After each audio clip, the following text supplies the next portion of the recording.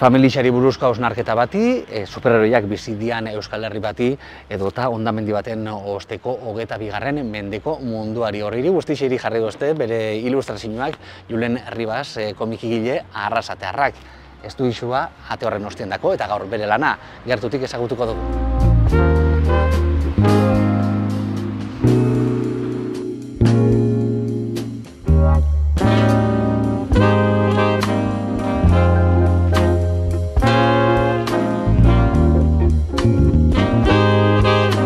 Julen, hementxe gauz, zeure estuizioan hartu gauzu gaur, Aretxabaletan dakotzun estuizio honetan, noiztik bertan lanian?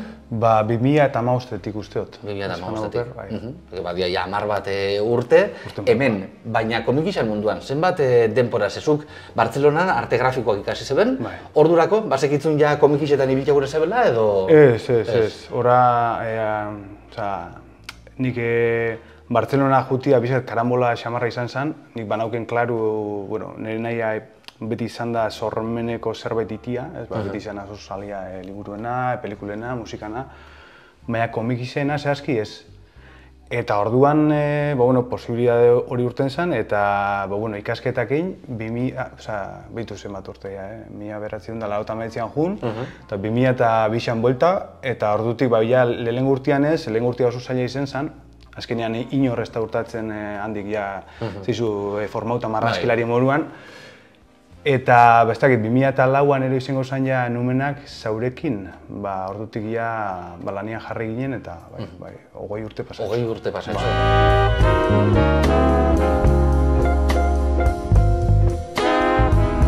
Azkenengo liburua, Euskal Herrixan argitaratu duzuna, hauxe dugu, botere handi batek, Iban Zalduakin, bigarren kolaborazioa, ez da, Iban Zalduakin? Bai, oso lan politxa izan da, nik asko, ez dakit, lehenengo liburutik, azken garaipenetik, hori izango zen 2007an jarri ginen elkarlanean, 2011an argitaratzen da, eta hau jarri ginen, ez dakit, oindala 3-4 urte bai, eta joan zen urtean argitaratu zen, eta oso pozik. Azkenean, Bixok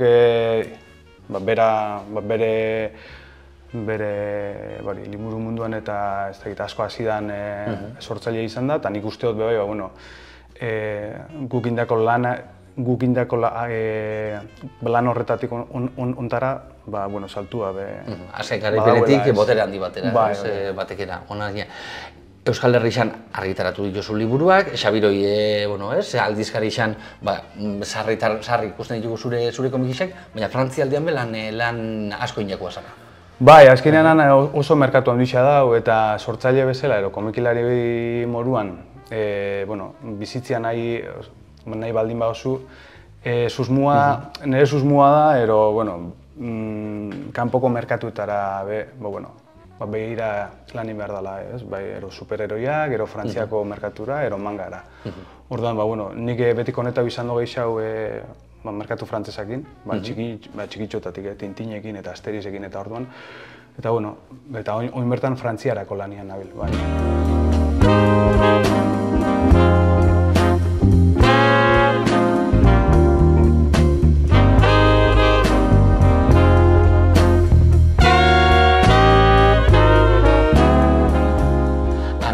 Beste kultura badau komikixekiko?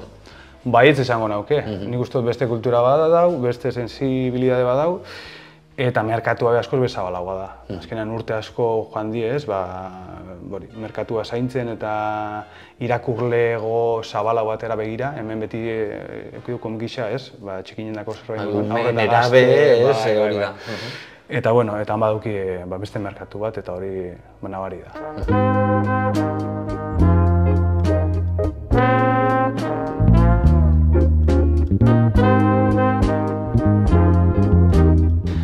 Julen, ikusi digun komiki bat zela sortzen da. Zehazteko tamen zuko inarte behintzat, beti beste baten hitzeiri jarri doztezu marrazkixak, ez da? Beti beste batzuk egin jozu lan, Iban Zaldua, Eider Rodríguez, Santa Familia saritua izan zen beste komiki horrekin, Jurre Ugarte. Zelakoa da, azteko eta behin, gidoilarixan eta komikilarixan, ez? Marrazkilarixan arteko harreman hori. Elkarlana, Harremana elkarlana, bai. Bai, normalean, zuk eskatzen duzu, Ez, zuk proposatzeta zu norbaiti, ez, bitu, nahiko nauen komiki bat itia honi buruz, eta presa egongo zinake, ero bezala zu jasotzen duzu proposamena. Eta normalian, Xabiro irako lan inotenean, nik ja, talde lanak ja sortuta datoz. Orduan, ni normalian jasotzen du proposamena, prest egongo zinake, eta ni bai, normalian oso zentzu horretan prest egotenaz. Eta jasoten duzu proposamena, eta beti igual pare bat kontzeptukin, ez? Dauket hau edo beste kontakizun hau. Ezen nahi xago zuen, zerbait abenturazkoa, ero zerbait fantasiakoa, ero zientzia fiziozkoa. Eta hor komentatzen duzu, eta hor ja, bera lanian jartzen da. Kasuntan Iban Saldua. Eta berak ja, karo, kontu honetan berak proposatu nuzten oindala urte asko, ez? Berak ja hori superheroien inguruan basaukola historixo bat, eta nia preste hango nintzaken da. Justo momentuan ez uztan ondo harrapetan, baina, hau argitatu baino, honetan lanian jarri baino lehen hau, oindala 3 bat urte, nik esan dutzen Iban, ontsu momentua dauket, zen moduz Xabirura joaten bagara eta proposatzen dut hau. Eta zentzu hortan, fanok asko launduzku eta presa hauen, kontakizun hau publiketako, eta hor ja, baina martxan jartzen gara. Berak bilatzen da, lehenengo pertsonaien zera bat, pertsonaia hau golakue da, talakue da, fizikoki ez da gizar da, eta nire lanian jartzen naz. Hori, zuia diseinuak inetazten zara, ez da? Personajiak pixat euren fizikoa eta ezaugarrixak definitzen. Hau da nire proiektu batena da, baina, azkenean, bitzeko zelan izaten da, normalian, pertsonaien zirriborroa egiten dut, ez? Azkenean pertsonai hori gero kamarakin moitu inbida, eta orduan jakiteko, ez? Ze perfil jakoen aurretik zelan ikusten da, atzetik, Hau inetak gero, bialtzen, hau normalian da, hori, ni bialtze hotzagat, salduari, eta salduak esaten, Nikola, ez dut ikusten pertsonai hau aldatu zazuta. Orduan beti da ping-pong ez duko lan bat. Eta gero jasoten dut Beina definitakoen, ez? Testua. Eta testua normalian izaten da, testu tekniko bat, ez dakit, zenbagarren horrialdia, hau gertatzen da, hemen adibidez, ez? Euskal Herrian, 1980ko hamarkadan, amaiera, Albar zinegotzia baitu da, Eta antzerki bateko gidoia baita mutu. Hori da, antzerkia... Kokatzen zau eta elkarrezketak sartzen dira. Hori da, eta zineman, nipe ustot oso antzerako lan egiten dela. Eta hor jani aztenaz lehenengo zirriborrokin. Hemen kuadernuan adibidez, binetak izaten die oso soilak, ez? Zirriborroak izaten die. Nik hau bialtzen zat salduari adibidez, eta zaten Julen ez dut ulertzen ez. Hau da niretzako bakarrik. Nik itzen duten lehenengo zirriborroak tamaina ontakoa die. Eta behin, konformen hauenean kamara nun jarri duten, pertsonaiak zelan mugitzen dien eta bar, pasatzen az, ontara. Hemen ja esaten du, pinetak ze komposizio daukien, ze tamaina joango dien, eta hori ditzen du ja lehenengo zirriborro bat, tabletan, Photoshopakin. Zergaitik tabletan, azkenean samurragoa da, ez bertan testuak sartzia, perspektibak sartzia, eta gero ja pertsonaien batei kamisak bihotzau tamaina, gero lekua, gero hori, hemen asko samurragoa da. Eta behin hau marrastuta, bilatzen dut ziet, berriro, zelan ikusten duzu komiki horri xagondo jongo da. Eta behin hau marrastuta, hemen mai baten, olako argi mai baten, kalka bitzen dut, eta kalkatzerako orduan ja, marrasten dut zehatzau, pertsonai danak dauze modeluan eta abar. Baina sartzen duzu nabardurak, matizak... Detalle guztiekin, hori da. Eta behin hau marrastuta, baina pasako ginen tintara. Tinta txinakin egiten du, normalean beltz oso intenso bat. Eta izaten da, edo plumilakin, igual fondotarako ez, linea oso fina dienerako, ero pintzelakin. Baina trasua nahi duzunean pixkat ez, trasua manipulau eta beltz masak eta sartu. Eta gero ja, segun kolorea Photoshopen egin behar baldin bagozu, ero akuarelekin, hori da, segun ze teknikakin, baina papel bat. Zuk akuarelekin nahi xau izaten duzu? Bixak.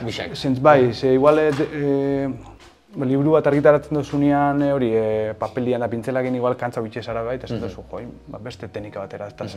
Sortzaile moduan, esperimentatzea, zauretako be... Nekatu bitxezara bai.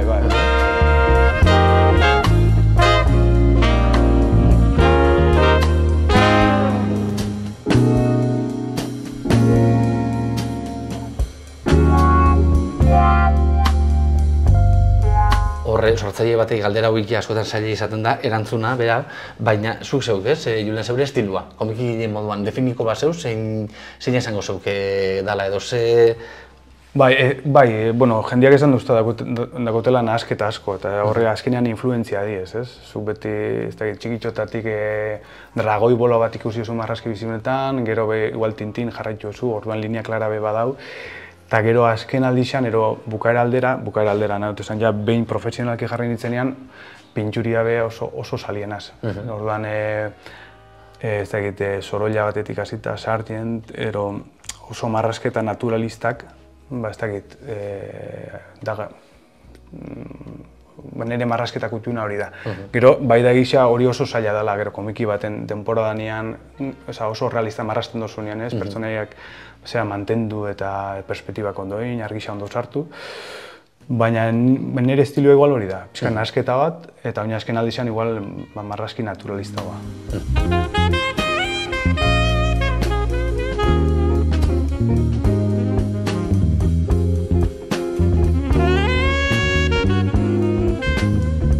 Freelance moduan egin duzu lan, Julen, momentu honetan, sekin zabitz?